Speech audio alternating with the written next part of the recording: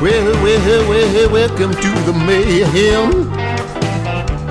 Dick and Lloyd mayhem.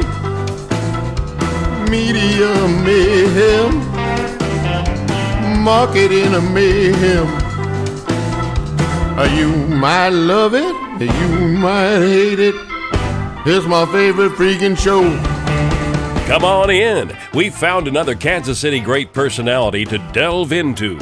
Lawyer Art Fillmore is well known for his veteran advocacy. Matter of fact, he got the local Vietnam Veterans Memorial off the ground. Plus, his high-profile work with entrepreneurs. We've got a lively chat about Evel Knievel, Del Dunmire, Mother Teresa, Vietnam, the old Plaza Athletic Club, and the 13th President Millard Fillmore. And it's all starting now. Hey Dick, we're with Art Fillmore, a well-known local attorney, an advocate for veterans, an entrepreneur, and we're down at the Livestock Exchange in this cool office. How are you, Art? I'm doing great, thank you. Hello, Art, and thank you for listening to the years on the radio. Oh, Dick, I've been a big fan of your show forever. Well, that's good. Really that's good. Really forever. Because I'm a 60s rock guy myself. Oh, are you? Okay, good. I played a rock band in college. What was the name of the band? Lael and the Layman. And the reason it was named Lael and the Layman is we had a female drummer, went to Mizzou. We had a female drummer from Stevens College named Lael Nesmith. Oh. So we were very cleverly Lael and the Layman. That is cool. Wow, I like that. Never heard of that before. Yeah, mine was Cougar and Dark's Pandemonium Shadow Show. Wow. So that sounds like some kind of an acid trip or something. Everybody had their own band names. Isn't that something? Well, what did you play? I played bass and rhythm guitar and sang some. And we had a lead guitar player from Memphis, an organ player from Massachusetts, a drummer from Illinois, and a singer from New York who wound up being David Rockefeller's right-hand man. He worked for Chase Manhattan Bank, has written tons of books on economics, and his name is Fraser Seitel, and he was also our booking agent. Okay. Problem was he couldn't sing, so after a year we had to get rid of him and replace him, but he was a great booking agent. So. Dick, does that give you an idea of where this interview is going to go today? I think so, yeah, I believe so, yes. And so it was a fun group. I'm almost afraid to ask, how did that group of people come together, Art? Well, 3 of us were fraternity brothers, SAEs, 4 of us actually. And then I forgot how we met Lael, to tell you the truth. But she and I still stay in contact through Facebook. Yeah. Really? Yeah. What's her band called now? She's not, this is a terrible story, but Stevens at the time was a 2-year college. And so she played in the band for 2 years and went to her 2 years at Stevens and then moved back to Columbia for the 3rd year just to be part of the band and do whatever she could do. We had forgotten to tell her that the lead guitar player and I had sold our equipment and both our guitars and our speakers to hitchhike around Europe that summer, so the band was no longer in existence. And Lael came back to no band at all. Oh my, wow. I'm surprised she even speaks to you. Yikes. Yeah, well, it took a while to reconcile it. So this was, Art, Dick, this seems to be the case that everybody we've been speaking with lately has had what might be termed as a bizarre career path. And I think that Art is a prime example of at least an unplanned career path. Okay. Because at least as far as this conversation, where can we start this, Art? I mean, a little thing came up right after college for you, or was that, what were they doing? It was Vietnam. Yeah. What happened? How did you get started down that? I was enrolled in my senior year in college to go to the University of Michigan Law School. And that spring, LBJ declared he wasn't going to run for re-election, so the first thing he did was to get rid of deferments for graduate students. And I'm from Kirkwood, St. Louis, which had a heavily college-based draft board population. So 3 days after I graduated from Mizzou, I got my 1A classification, meaning I was going to be drafted. So I decided to enlist so I could, quote, control my destiny. Boy, was that stupid. Control my destiny, not in the least.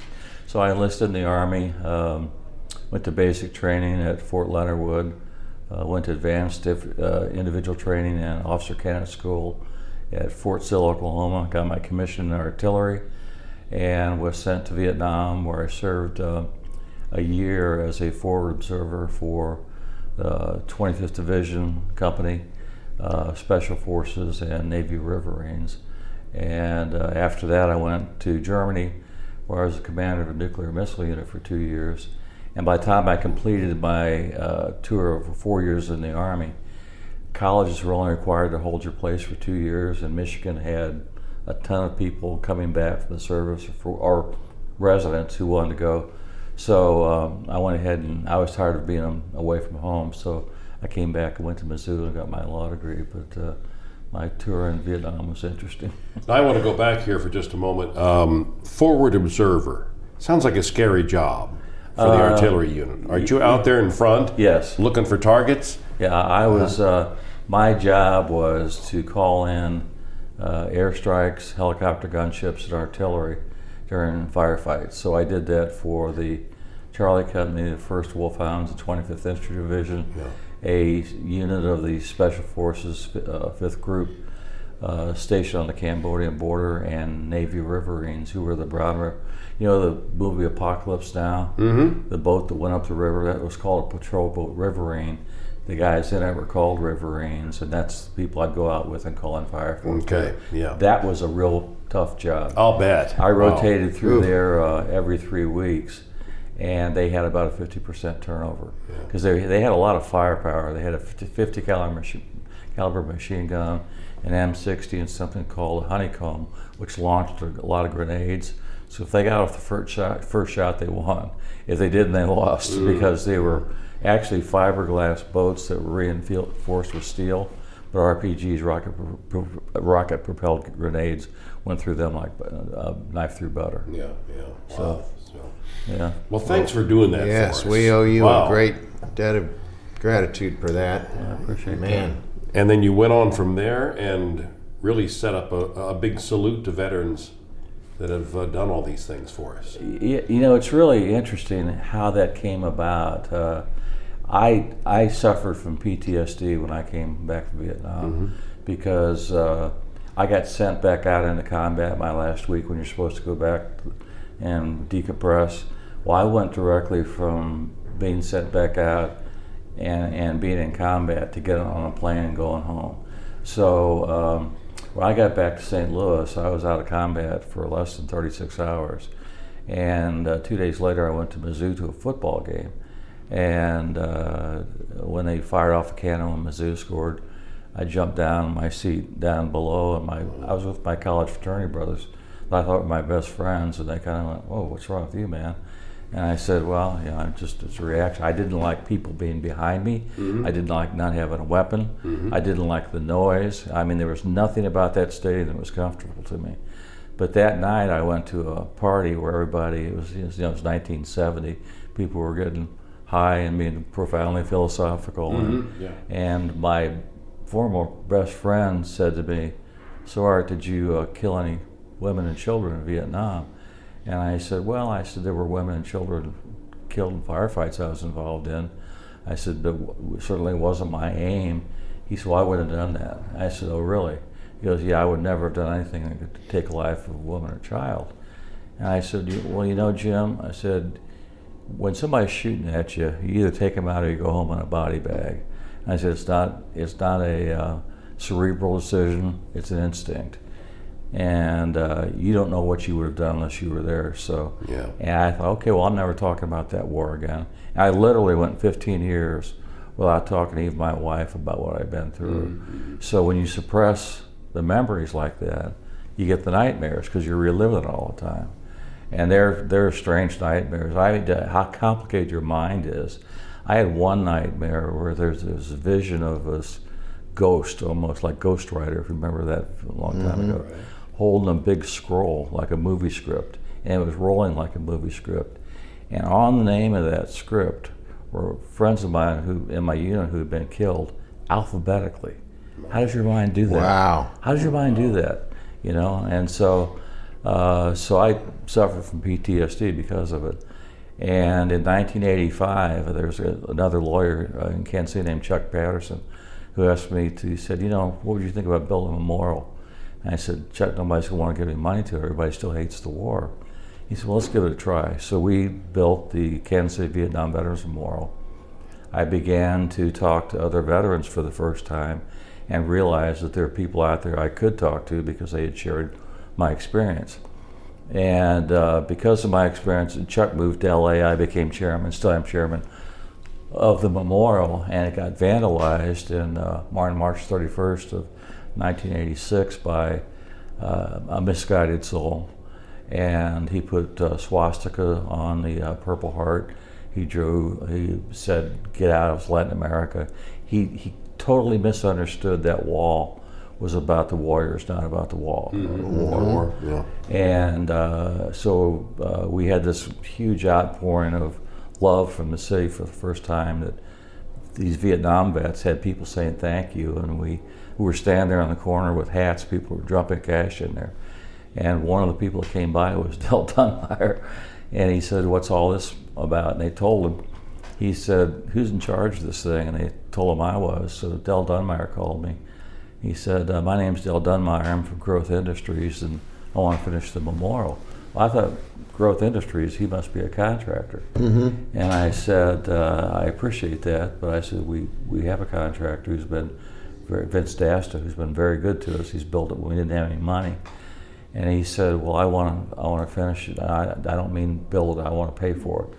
I said, well, now you've got my attention. So that afternoon, he and his lawyer and CPA showed up at my office and showed me his financial statement, and he told me a story, which was that in 1956 he was in the Air Force and stationed in Kansas someplace, captain in the Air Force, and he got into a payday poker game with some people, lost. He said, okay, I got to make my losses, so I'll go rob a bank. So he robbed a bank through a drive-through and got caught 2 blocks away. Which is always tough to shin the gun through the, really the thing. Yes, I have a weapon. Here it is right here. It's like that Woody Allen movie, I have a gub. You have a gub. Yeah. What's a gub? It's the soap melted his weapon. The water melted. I like where this is going, though. Del Dunmire always adds to it. Oh, yes. Dunmire was one of the most interesting people I ever met. What a character. So as a consequence, Del wrote a check for $250,000, and we were able to finish, because we had the wall up, we didn't have the park built. Well, this is at 43rd in Broadway. In Broadway. Yeah. For everybody, it's right where the plaza meets Westport. Right. Exactly. Where the old railroad bridge that used to stop all the trucks. Yep. Used to be. Yep. And so Del and I became pretty close, and he was an amazing guy. I was with him one time I just happened to run into him at the airport, and there were some Shriners there. And I was talking to Del, and I noticed he had 10 people around him, and they all had money belts on them. I said, who are these people, Del, and what are the money belts for? He said, we're going to Vegas. I gave them all $10,000. They're key employees of mine. And he said, I told him, if you win, I get half the winnings. If you lose, the house gets it. Don't worry about it. And I said, really? He goes, yeah. And so he looked across and he saw some Shriners. And he said, what are you guys doing? They said, well, we're trying to raise some money to buy a new airplane for St. Jude's. And he said, well, how much is it? And they said, well, it's $500,000 because of the equipment it takes. And he said, well, how much have you raised? And they said $250,000, but it's a matching grant. And Del called the CFO and said, give me my checkbook. I wrote him a check for $250,000. Wow. Yeah. And so I was actually in Del's wedding, and This is good. Oh yeah, he brought in Evel Knievel, who came in town at 3:00 in the morning on his bus. Told the bus driver to pull over because he saw a prostitute standing at 33rd and Main Street. Well, it was an undercover cop, so he threw Evel in jail. And so Dunmire called Dick Berkeley at 3:00 in the morning. Mm-hmm. So he got to bail Evel Knievel out of jail, and Dick goes, oh my God. So he bails him out of jail. And so next day, Evel sends Sandy Berkeley 12 dozen roses. And so that's the prelude to Del getting married. And he had Frankie Avalon, he had Evel. Evel was so drunk, what Evel was supposed to do was run up a platform, a little runway that goes up. There's about a 10-foot jump, and he lands on the other one and comes back on the stage. This is at the wedding at the old, reception. yeah, At the reception, at the old okay. Alameda Plaza Hotel. All right. Okay. So Evel's so drunk, he gets up, and then as he's airborne, he turns his motorcycle sideways, misses the second ramp, he goes sliding across the stage. Oh my! But Frankie Avalon sang, and it was a $1.2 million reception, and you would go to a food station. It would be Alaska, and there would be Eskimos there cooking salmon. You'd go to Hawaii, and they'd be having a Hawaiian luau with a pig, Wow. a roasted pig. Holy cow. It was a lovely pig. So it was an incredible reception. Well, Loy had mentioned that you had a relationship somehow with Evel Knievel. That's quite a story to go with it. I think Well, didn't you run into him again later? I ran into Evel Knievel. I ran into him in Baton Rouge about 7 or 8 years later, and somebody said, "Hey, Evel Knievel's at this bar that I used to go to after work with a couple of my clients." And I said, "Evel Knievel's there?" He said, "Yeah." I said, "What's he doing there?" He said, "Well, he no longer does his daredevil stuff. So he had found a gal who was 22 years old who had won the SEC golf championship for females, and the two of them were traveling the country hustling golf games." And so I walked up to the bar, and I walked up to him and I said, "Evel, you probably don't remember me." He says, "Wait a minute, you're the Vietnam veteran from Kansas City." I said, "You remember that?" He goes, "Yeah." He said, Wow. you got that $250,000 check at the wedding." I said, "That's incredible." And so he started talking about golf, and we were sitting there. He says, "By the way, tell Zach, Ray Zakovich, who was Dell's bodyguard, I said hi, and tell Dell I said to go to hell." I said, "Why?" He said, "Well, he'd give me somebody to go to the Paris Air Show, where Dell was selling his airplane parts. He said, he'd treat me like a monkey. He will go do this, he will go do that." He said, "I don't like Dell, but I love Zach." I said, "Okay." Zach was a former Secret Service guy who guarded the president. Wow. And Zach's a great guy. He's still around. Last time I saw him a few years ago. But anyway, so I started talking to Evel, and I said, "Did you ever play golf at Kansas City?" And he sat there at that bar, and he mentally built a course of his favorite 18 holes in Kansas City golf courses. Really? And so he's like, "Number 17, you got to go to Loch Lloyd. Number 16, you got to." It was Can you imagine that? no. I can't remember a course I just play. Of course, I Yeah. usually got a few beers. And Yeah, I mean, but he literally remembered every course and every hole. He had an incredible memory. He'd had, I forgot how many surgeries it was, had broken virtually every bone in his body, but his memory was absolutely astounding. And So how was his golf game? he was a 6 and she was scratch. So he would hustle him with this young girl, and Yeah. she's Yeah. just a She girl. could be on my team, I guess. Yeah. Yeah. She's doing the Titanic Thompson thing, just running around hustling everything. Well, I said, if you want to play Loch Lloyd, I belong there. I said, let me know. So he called me one time, so I'll be up there next Thursday. And at the time, I was playing with a guy, and the third guy in the group was Nick Lowry, who was going to play with us. Sure. So Nick was late, like he always was, and so I went to a pro shop, and the other guy at the fork guy that was there, I said, "We're going to take off." I said, "But I'm waiting for Evel Knievel and Nick Lowry." And the guy said, "So you want to play a 5 with Bugs Bunny too?" I said, "No, seriously, they're supposed to show up." And Nick did. I knew Evel did. I don't know where he went, but it was. Evil ghosted you on that one? Yeah, he did. I don't know. He found some better deal someplace. Probably stopped in 33rd Street. Yeah. Back there looking again, yeah. Wow. I saw a video one time you mentioned that you spent the night with homeless in San Diego.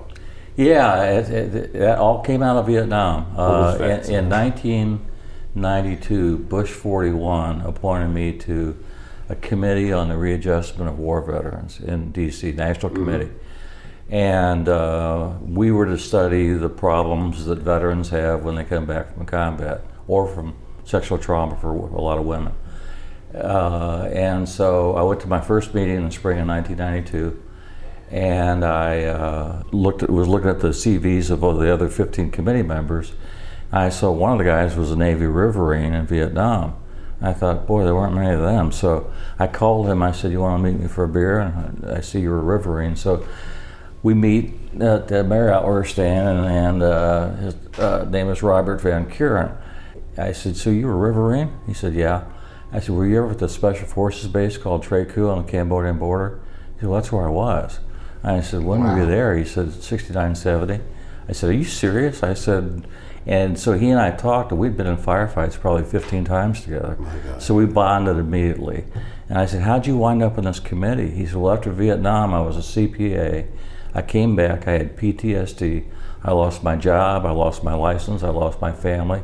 And he said I was a drunk and a drug addict, and I was eating out of garbage cans. And the Vietnam Veterans of San Diego picked me up and took me in and got me sober and got me clean. I thought, I got to help out other veterans. So I started this program called Stand Down. And Stand Down is a military term for a day of respite when you're in combat. You come back, you get you get food for the week. You're out for a week in an ambush. You get a fresh set of clothing, and you get your mail, and then you go back out again. So I said, Stand Down sounds pretty interesting. He says, "Yeah." He said, "I've been doing this since '88. And I said, "I'd kind of like to see what you're doing." And so I went out to San Diego in June of 1992 and spent 3 nights in a tent with the homeless veterans going through Stand Down, went through their experience. And I said, "I'd like to do that in Kansas City. I have no idea what the need is, but we could find out and do one." So I called my friend Bob Wechter, who had worked with me on the wall memorial, and I said, "Bob, you want to try this thing called Stand Down?" Well, Bob was the team leader of the Vet Center here, which counsels people with PTSD. So he said, "Sure." So we put together a committee, and we got together a place to do it at Truman and Troost at the old Manual Technical High School, and did our first one, and we had like 160 vets come up. So we said, well, I put together a new 501c3 foundation for it. So I said, okay, well, let's do this for 5 years and see where it goes. Well, now we're 26 years later. We're still doing it because there's still a need out there. And we do it twice a year, and it's a huge event. And how does the public help you out with this? We have volunteers that are unbelievable because we have an all-volunteer committee, no staff.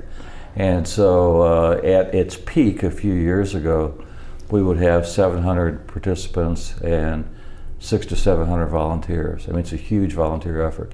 And what we find is that the volunteers get as much from it as the vets do. Because to help somebody and to see it's a very short period of time. We call ourselves a hand up, not a handout, because we really want to help people. We have all kinds of service providers, 60 or 70, give them clothing, haircuts, a new identity. We have medical care. We had legal at the time, and so there were some amazing stories. I'll just tell you one very quick story. One of our regular attendees was a guy. He was ageless because he probably looked like he was 50 when he was 20. The way his life had gone. Vietnam vet. And they all have street names. His name was Pappy, and Pappy came in, and Pappy's defense mechanism is like the quills. He would on a porcupine. He would make himself so smelly that nobody would get near him. So he never cleaned himself after he defecated, after he urinated, and so nobody wanted to get near Pappy's stuff in his camp because he stunk so badly. Yeah, sure. So Pappy came in one stand down. I said, "Pappy, you've outdone yourself this time." I said, "We're going to have to hose you down even to get close to you." So we hosed him down. I said, "Hey, do me a favor." I said, "First of all, take the 2 flasks out of your legs, pants, so I can see them." I said, "We had 5 rules to Stand Down. No drugs, no alcohol, no stealing, no fighting, no exceptions. You live by those rules, you can stay here. You have amnesty. You don't, you're gone." And I said, so why don't you just try staying sober for 3 days? He said, I'm not going to do that. And what he would do is to go down into a stance like a crab, and on one leg with one leg extended. If you tried to get near him, he'd kick you in the kneecap. And I've seen him break other vets' kneecaps doing that. And so I said, Pappy, I said, throw the booze away and don't kick anybody. And I said, just spend 3 days here. Try to enjoy it. Enjoy the food. Enjoy the music. We had live music all the time. I think we had Dick Wilson on, as a matter of fact. There you go. So Pappy did it. It was like watching a baby crawl and walk and then run. And by the third day, he was almost unrecognizable. He had a nice civilian clothes on, a haircut. He'd shaved his beard. He smelled fine. He was talking. He was sober. Wow. Holy cow. And about 4 months later, I was downtown. I was off in City Center Square. And I walked out, and I heard a truck horn. I looked down the street, and a guy in an F-150 was calling me. He said, Art, come here. I looked over, I looked in the cab, I said, Pappy? He said, I'm not Pappy anymore, I'm Mike. I got my electrical contracting business back. I said, seriously? And he became one of our best volunteers. He was our electrician at Standout every day. That is a great story. Wow. So Way to go. it's things like that keep us coming back every year. Exactly. Because we do it twice a year. It's a lot of work, but Now, it's has the fun. identification of this condition as PTSD been helpful? I mean, it used to be shell shock and other things. When was it when that became PTSD? 1978. The VA recognized in 1978 PTSD as a result of combat, and therefore now allowed people with it to get treatment and also compensation. Okay. So that's what the vet centers are for. The VA also treats it. The vet centers treat it with a social worker model, where they bring in the family and make a group, and so it's we've seen it with Jason Kander just recently, and the effect that it has. It's real. I can tell you that from the person in this chair. I don't think I'd be surprised if anyone denies it. And it's not just about combat. It's about Columbine. It's about a woman being assaulted. Mm-hmm. It's the stress that results from having trauma, and that's why now they get counselors in to see people immediately after a traumatic event. Because if you don't talk about it, if you internalize it, it's going to mess with your mind. And so they get now people are professionally trained to try to get people to talk about it and get through it. But, we still have 22 suicides a day, roughly, in the veteran and active duty population due to the medical condition that comes from being in combat. A video that I once again saw you do priorly, I thought that maybe you would remember this part of it. I thought it was interesting. I think you went back over to Vietnam, and people have thought we lost the war in Vietnam. Mm-hmm. And the person over there described to you why maybe we shouldn't feel that way. Yeah, I went back there for Heart to Heart International. Yeah. It was a great group, and the way I got acquainted with them was pretty miraculous. I have a friend named Howie Fleischer who's a great connector. He was always telling me, you got to meet Dr. Gary Morrish, Heart to Heart International. I said, why? He said, well, he wants to take a medical trip back to Vietnam. I said, tell him to meet somebody else. I said that and my divorce were two of my favorite years of my life. So I had at that time a law partner who was doing international adoptions, and he was in Hanoi doing Vietnamese kids, adopting Vietnamese kids, and he was Catholic. He went to the only Catholic church in Hanoi on a Sunday morning and was standing there, and there was a woman kneeling in front of him. And he kept looking down at her. He said, "Aren't you Mother Teresa?" And it was. And I don't know what she was doing in Hanoi. Wow. But they started talking, and she asked him where he was from. He said, "Well, I'm from a place you've never heard of before. It's called Kansas." And she said, "Oh, do you know Dr. Gary Morrish from Heart to Heart International?" Oh, okay. And so he said, "No, but I have a friend named Art Fillmore who has talked about him." And she said, "You tell Mr. Fillmore he needs to meet with Dr. Morrish." And so I did, because Mother Teresa told me to. You know? Oh, well, that's good enough. Yeah. Do you have another recommendation? And so I went back over there, and 5 times in 94 and 95, and it was just amazingly cathartic for me. My first trip over there, they took me back to Cu Chi, which was I was there with a lot with Black and Veatch, which was establishing a foothold in Vietnam to do business. And first time over there, they took me back to Cu Chi, which was the home base of the 25th Division. And I was seeing all these areas where I was in combat going, this is just really uncomfortable. And so they took me to a clinic where they were treating people, and they gave me a heart-to-heart, they gave me a bag of stuff. I didn't know what was in there really. And so the 2 doctors, the doctors in Vietnam are required to take a year of English. So the doctor spoke enough English because the Vietnamese that I had would have gotten me thrown out of the country, because I learned all the bad expressions. Yeah, sure. You say when you want somebody yeah. go away quickly, come here quickly, or do other things. So anyway, so I was talking to the doctors. They took me in a room, and there was a little boy with a distended stomach, and I said, "What's wrong with him?" And they said, "Well, he's got this infection, and all we have is these French herbal stuff from the 50s and 60s. I said, "Really? What's going to happen?" And he kind of looked at me and said, "Well, he's not going to make it." I said, "Well, I got a bag full of stuff here. Why don't you look and see if I got some?" So they looked in, they pulled out this antibiotic, and they said, "This is what he needs to live." He said, and they looked at the father, and the kid's father, and said, "Your son's going to live." And all of us were in tears. And so for me, Vietnam had been a place from going from killing to healing. Wow. That very moment. Yeah. But I was dealing a lot with the ministers of various agencies or departments over there, and it turned out that the Minister of Agriculture, which is their second-ranking department behind defense, was the head of the North Vietnamese unit that I directly attacked in the invasion of Cambodia in 1970. I was in the lead helicopter. And he and I had talked kind of through things. And if we're out on a boat one night, he had a houseboat taking me out for dinner, which is the ultimate sign of respect from the Vietnamese.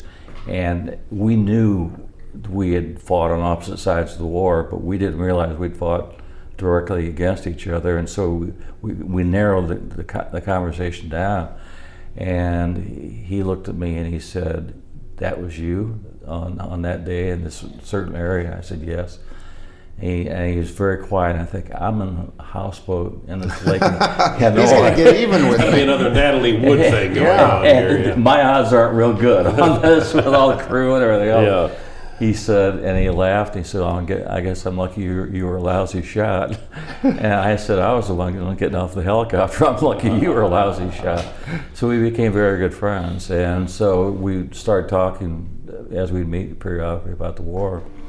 He said, "You Americans are way too hard on yourself." And he said, you think that you lost the war, and you always talk about the loss of war. He said, "We're very proud of our military effort to defeat somebody who had the military air power, in particular, that you had." He said, "But you're too hard on yourself." He said, "Did you want to stop communism?" I said, "Yeah." He said, "Well, no country's turned communist since you were here. Did you want to get a foothold in the economy here?" I said, "Well, yeah." He said, "Well, we're begging you to come out and teach us capitalism." And he gave me all these reasons, and he made me feel better for the first time that there was justification for what we're doing over there. And it was so odd that your enemy would teach you about Exactly, yeah. that, not just your enemy, but a guy you literally were trying to kill one day. Yes. He was trying to kill you, who taught me the value of my own efforts. That's phenomenal. That was a great A story. phenomenal story, yeah. I love that Started story. with Mother Teresa, too. Yeah, really. Evel Yeah. Knievel to Mother Teresa. Now, Art, there's an elephant in the room that we haven't approached here yet. Your last name is Fillmore, the same as the 13th President of the United States. Has that got you anything in life? That and $5 will get you a Starbucks, as they say. Okay. There has been a family tree done that my sister did, and Millard Fillmore was the my great-great-great-grandfather, something like that. Okay. And I forget how many greats there were, but the family tree, because there aren't that many. I've talked to the Fillmore family out at Unity, and we're somehow related because there aren't really that many Fillmores around. But it's never. It really didn't interest me until I went to a meeting one time in Princeton with a guy, and everybody said, "Hey, he's going to love the fact your name's Fillmore and you're the son of a president." I said, "Well, God, I don't know anything about him." So I like crammed for finals. I read stacks of papers and stories about Millard Fillmore. I knew how he became because his predecessor died of eating bad berries, and Millard, was vice president, was never invited into the White House. And so I was loaded for bear when I went to this lunch. Okay. So we're sitting there. This guy didn't say anything. I finally said, "Well," I said, "Shall we fill more glasses with beer?"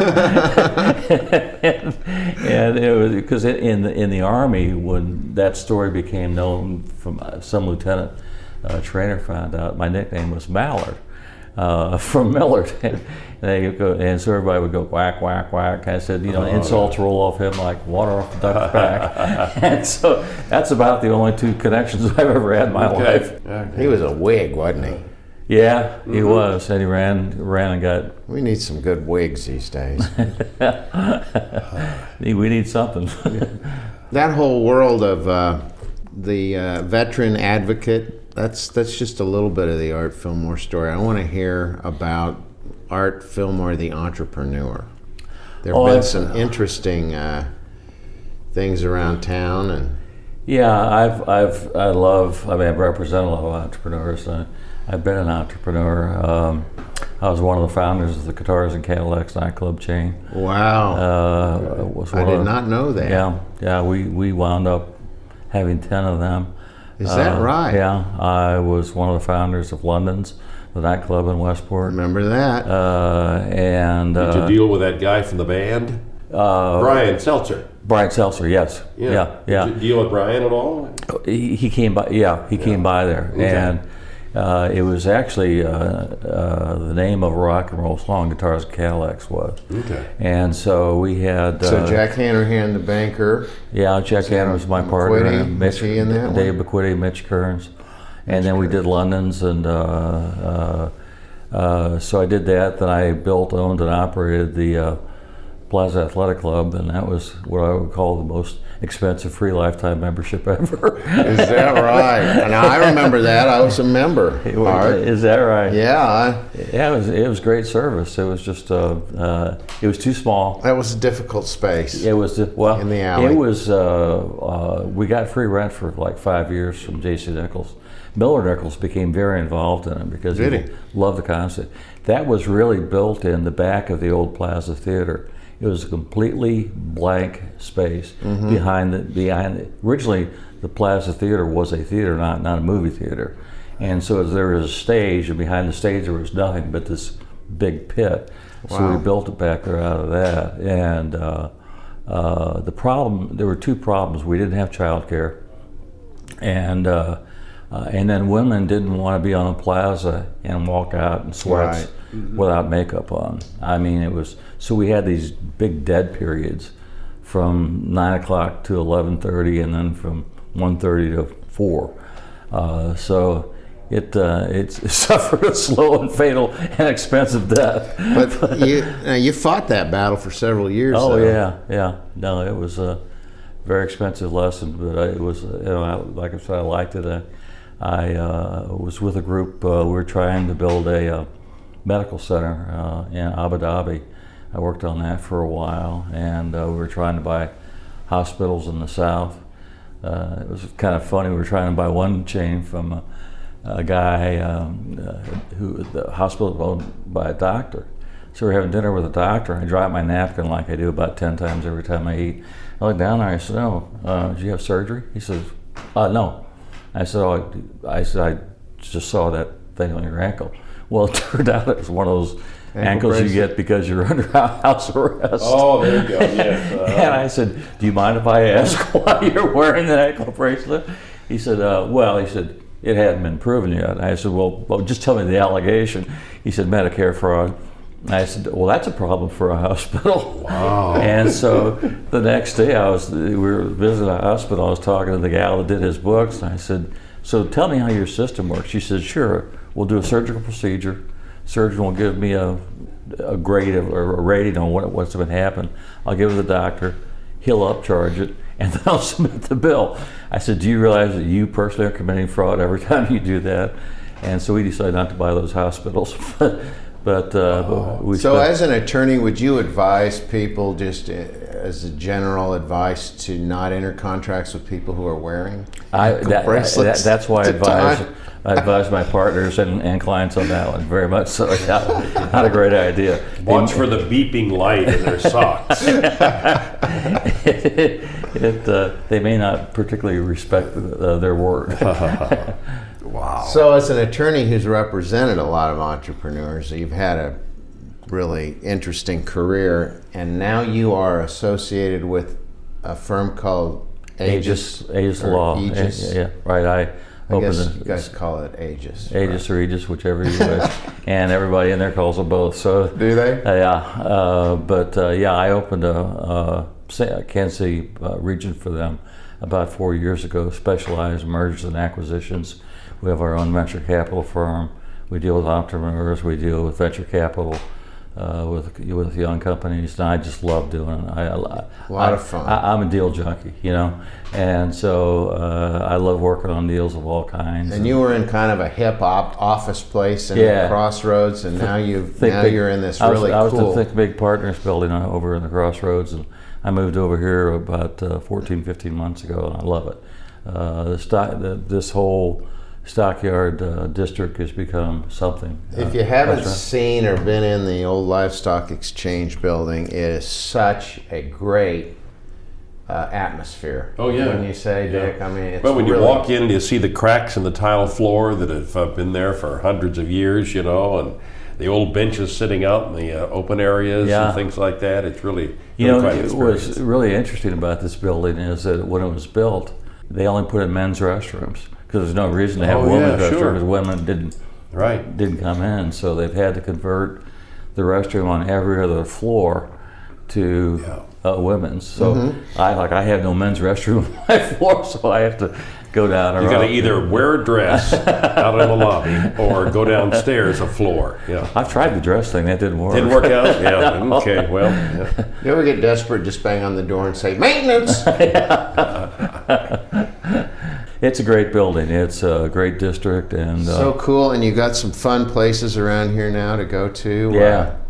Yeah. Golden Ox is reopened. Yeah. And the guy that owns this, Bill Haw, is building 250 apartments right next door in the parking lot of the Ox, and it's going to be a booming place. How's the Hy-Vee place working down the street here? It's funny. I haven't been in there. I'm told it's absolute booming. Okay, good. They've got soccer, and they've got all kinds of enterprises, and families are there all the time. So it's been a great repurposing. So I love the office. You're down here with Philip Krause, who's another attorney, a great guy, and Matthew Leisman. Yep. Matthew just moved in this past week, and so I enjoy their company and enjoy. A lot of fun. I'm having more fun practicing law than I have ever before, and so they don't see the end in sight, and I'm having a good place in my life. Well, is there anything you can tell us about that you're involved in right now, or is it right now I'm working with a guy named Mark Valentine, you may have run in, who puts a lot of events on every place and is in the music space too. Mark's a musician, has his own band. We're building a new venue, entertainment venue, really called the Headliner, and we're looking at a couple locations, one in Zona Rosa where the old theater was, and one out at 435 and View High Drive. So we're going back to, we were originally going to do something like guitars, and then we decided let's include all genres of music. We'll include comedy. We'll include anything that entertains people, and that's why we're calling it the Headliner. So I'm off again. Wow, cool. That's a big undertaking. Well, let's get Evel. Is Evel still alive? No, he died. Oh, okay. Well, he's out of it. Well, Teresa's out. All right. Okay. Actually, I think she's Dell's gone. Saint Teresa now. Yeah, that's right. She's been elevated. Speaking of Saint, one more quick thing. St. Michael's Veterans Center. What is that?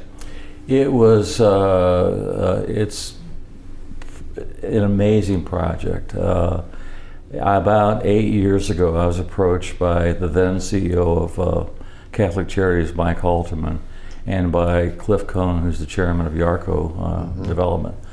And they said, we would like to build some permanent housing apartments for homeless veterans.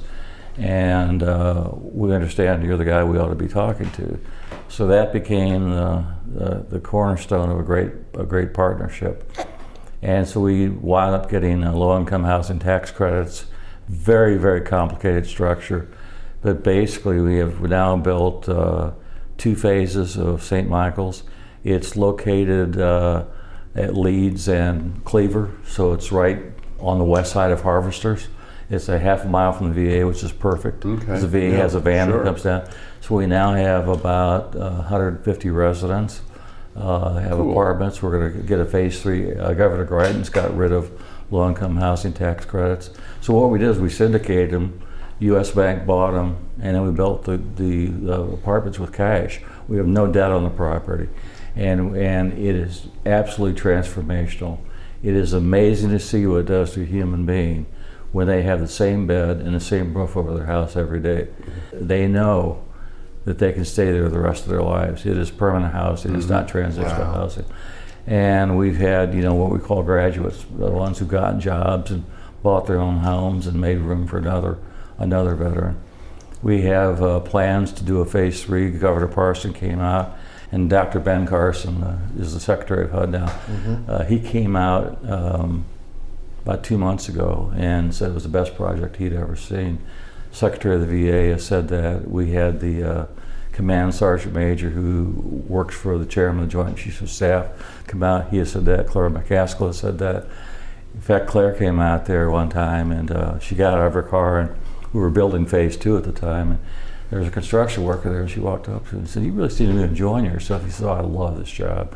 She said, "Well, do you like carpentry that much? How long have you been doing it?" He said, "Well, not that long." She said, "Well, what do you love about it?" He says, "Well, I live right there." And he pointed to phase 1. And so we had trained some of our residents to become carpenters, and they were building phase 2 for their fellow veterans. Wow. And so now they're all one big community. And we provide social services to them. We have 2 social workers and other service providers. We have service building. They hold AA meetings there. They hold all kinds of community meetings.